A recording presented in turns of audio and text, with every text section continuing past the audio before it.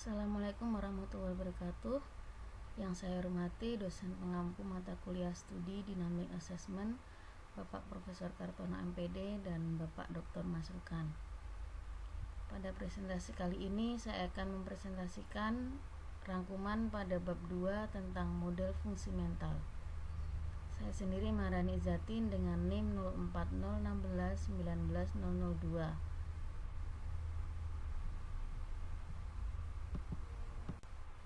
Dalam kasus penilaian dinamis, penilaian fungsi mental adalah menilai variasi dalam kemampuan, khususnya kemampuan untuk melihat, berpikir, belajar, dan memecahkan masalah dengan cara yang logis. Dalam hal ini, model fungsi mental sangat diperlukan. Tanpa model seperti itu, upaya penilaian akan menjadi tidak sistematis, bahkan kacau, tidak konsisten, dan pada akhirnya sangat sulit. Cara yang dapat ditempuh untuk melihat sifat dari fungsi mental ini antara lain yang pertama adalah mengajukan pertanyaan seperti apa itu kemampuan, apa komponennya, asal-usulnya, dan korelasinya.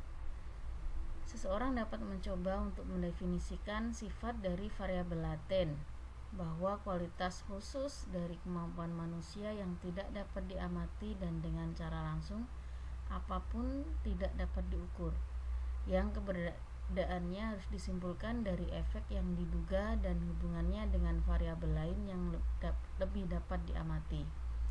Kemudian cara yang kedua adalah dengan mengajukan pertanyaan seperti kemampuan atau apa.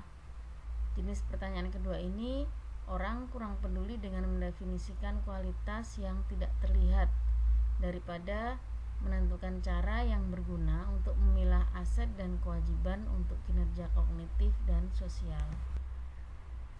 Perspektif transaksional tentang kemampuan manusia. Perspektif transaksional umum berpegang pada prinsip-prinsip berikut.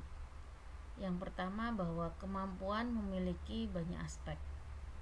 Pernyataan ini menunjukkan bahwa penting untuk memikirkan berbagai jenis kecerdasan. Agak dalam cara kecerdasan majemuk Gardner, tetapi dengan cakupan yang lebih luas, sehingga memasukkan misalnya kecerdasan emosional. Ini ada dalam Goldman tahun 95 dan 98, dan juga tentang metakognitif. Kemudian prinsip yang kedua adalah bahwa kemampuan ditentukan oleh banyak faktor. Di sini kecerdasan dipandang sebagai kualitas biologis yang berasal dari struktur, integritas, dan efisiensi fungsional otak. Misalnya pada konsep kecerdasan biologis yang dikemukakan oleh Halstead tahun 1947, Hebb dan Luria pada tahun 1980. Prinsip yang ketiga adalah perbedaan individu dalam kecerdasan tidak cukup untuk menjelaskan perbedaan dalam pemikiran logis dan pembelajaran. Pada beberapa tugas, individu dengan IQ rendah dapat bekerja pada tingkat yang sama atau bahkan lebih tinggi dari yang dicapai oleh individu dengan IQ yang lebih tinggi. Dan bahwa individu dengan IQ yang sangat tinggi terkadang bekerja sangat buruk dalam tugas belajar dan melakukannya dengan buruk di sekolah. Haywood tahun 2004A dan 2006. Nah, dengan demikian model tersebut membutuhkan komponen tambahan. Salah satu komponen tersebut tampaknya merupakan perkembangan dari proses kognitif dan metakognitif sistematis. Haywood berulang kali menawarkan perbedaan yang tajam di antara kecerdasan dan kognisi. Nah, tabel 2.1 berikut menunjukkan perbedaan antara kecerdasan dan kognisi menurut 6 kriteria, yaitu sumber, modifikasi karakter, cara penilaian, komposisi, dan persyaratan perkembangan. Dapat dilihat pada tabel. Untuk kecerdasan, sumbernya berasal dari genetik atau poligenik, sedangkan kognisi harus diperoleh. Kemudian untuk kecerdasan modifikasinya sederhana, sedangkan kognisi modifikasinya tinggi. Pada kecerdasan memiliki karakter global, sedangkan pada kognisi dapat digeneralisasikan dan spesifik. Terkait dengan cara penilaian, untuk kecerdasan yang dinilai adalah hasil yang dicapai, sedangkan kognisi, cara penilaian adalah yang dinilai adalah prosesnya. Untuk komposisi, pada kecerdasan adalah komposisinya berupa intelektual, sedangkan kognisi campuran dari kemampuan, motif, kebiasaan, dan sikap asli. Persyaratan perkembangan untuk kecerdasan adalah gen, kesehatan, nutrisi, keamanan, membina lingkungan. Sedangkan pada kognisi, persyaratan perkembangan melalui pengajaran aktif dan terarah, mediasi proses kognitif. Prinsip yang terakhir adalah bahwa motivasi adalah komponen penting dari kemampuan kinerja. Sama seperti kecerdasan saja tidak cukup untuk berpikir dan belajar yang efektif, yang membutuhkan penambahan proses kognitif yang dikembangkan secara individual. Kombinasi kecerdasan dan kognisi masih belum cukup. Kombinasi tersebut membutuhkan transaksi yang kompleks dalam pengembangan dengan motivasi tugas intrinsik. Meskipun motivasi telah dianggap secara historis dalam psikologi sebagai variabel non-intelektif, tidak untuk disamakan dengan kecerdasan.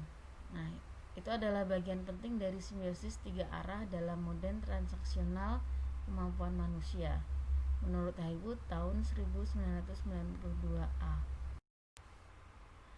Tabel 2.2 menunjukkan karakteristik orang-orang yang sebagian besar termotivasi secara intrinsik dan juga ekstrinsik.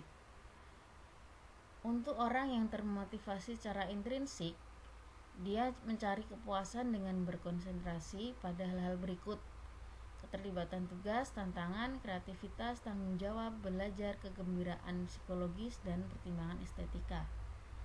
Sedangkan orang yang termotivasi secara ekstrinsik lebih menghindari ketidakpuasan dengan berkonsentrasi pada menghindari usaha, ketentraman, kenyamanan, keselamatan, keamanan, kepraktisan, dan keuntungan materi.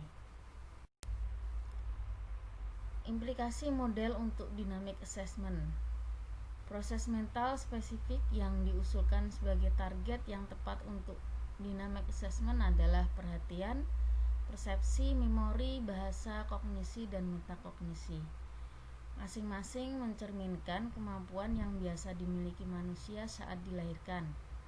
Namun masing-masing berkembang sebagai respon terhadap pengalaman dan semakin dipandu oleh proses metakognitif eksekutif. Metakognisi tidak terbatas pada proses spesifik ini, namun juga semakin terlibat dengan apa yang disebut fungsi emosional non-intelektual seperti motivasi. Berninger dan Abbott tahun 1994 telah menerima model yang sesuai dengan kita.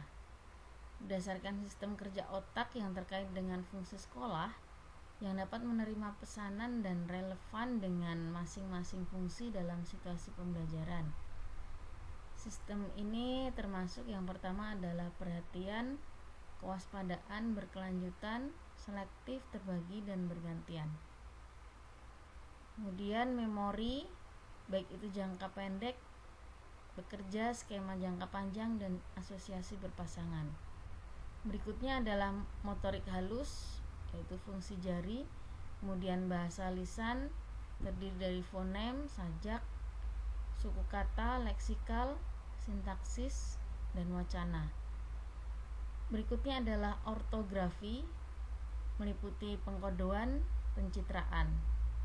Kemudian yang kelima, fungsi eksekutif, terdiri dari perencanaan, organisasi, regulasi, dan metakognisi.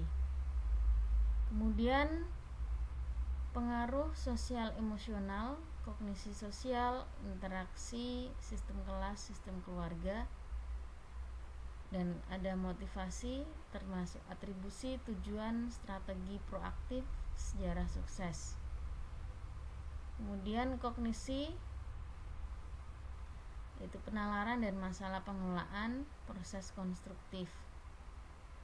Kemudian membaca terdiri dari akurasi, kecepatan, dan pemahaman. Dan yang terakhir adalah tulisan, meliputi tulisan tangan, ejaan, dan komposisi. Demikian pembahasan tentang bab 2 terkait model fungsi mental dalam dynamic assessment.